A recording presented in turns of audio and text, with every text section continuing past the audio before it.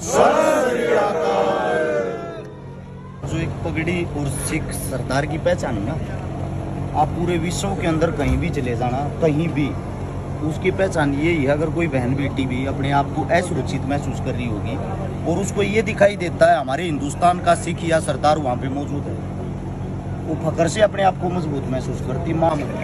उसको बोलते हैं खुशहाली वाली गड्डी।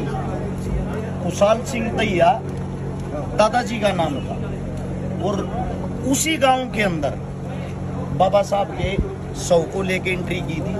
गांव इकट्ठा हो गया, भाई क्या बात है। उन्होंने बताया कि ऐसे ऐसे औरंगजेब की फौज पीछे लगी हुई है और वो बाबा साहब के शव को हमारे से छीन के वहां ले जाएंगे और उनके साथ दुर्गति करेंगे। उनका ये मानना है। ये मानने के बाद गांव इकट्ठा हो गया और गांव ने ये बोला बाबा साहब ने कुर्बानी हमारे लिए दी है, हम शव को नहीं ले जाने देंगे किसी भी हाल। खुशहाल सिंह दैया जो दादाजी थे, उनकी जो शक्ल सूरत थी, उनकी जो दाढ़ी और फेस था, वो सेम जो का तो बाबा साहब से मिलता था। उसने ये कहा अब यहाँ पे काम करो ना, औरंगजेब की फौज को बाबा साहब के शव को दे दो।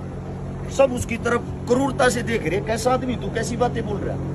उसने बताया एक बार इस चेहरे को देखो फिर मुझे देखो, मेरा बाबा साहब का चेहरा सेम है, मेरी गर्दन काट के और आप औरंगजेब की सेना को दे दो।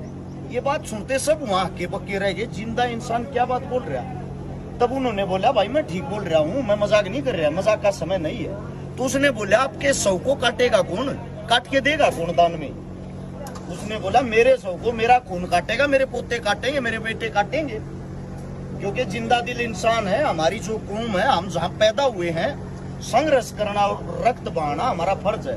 तभी उनके जो पुत्र थे उन्होंने अपने दादाजी का शव काटा और उस शव को लेके हमारे जो आदमी थे, हमारी जो सेना थी, उस शव को लेके भाग लिए जानबूझ के औरंगजेब की साइड।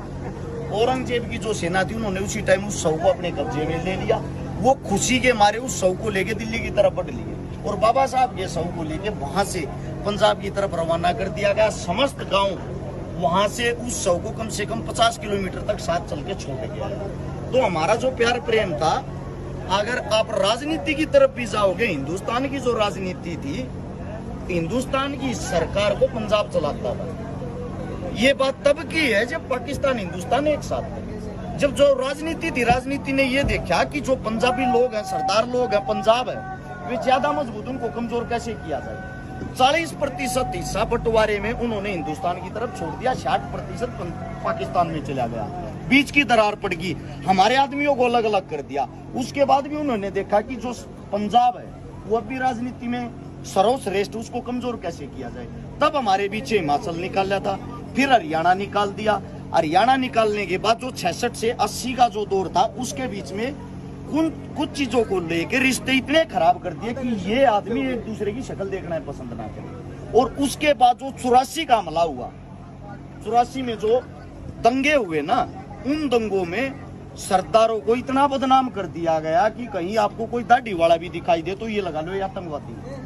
ये तो भगवान का एक कर्म मान लो, कुछ भी मान लो। हाल फिलहाल कहीं ना कहीं किसी भी बहाने से ये आंदोलन हो गया, आंदोलन का और कोई फायदा हुआ हो या ना हुआ हो, वापिस से वही भाईचारा, वही आदमी एक दूसरे पे यकीन करने लगे, एक दूसरे के साथ जुड़ गए। देश को पता लग गया सरदार हैं क्या, और देश को ये भी पता लग गया सच में सरदार हैं क्या। होता क्या बन गया।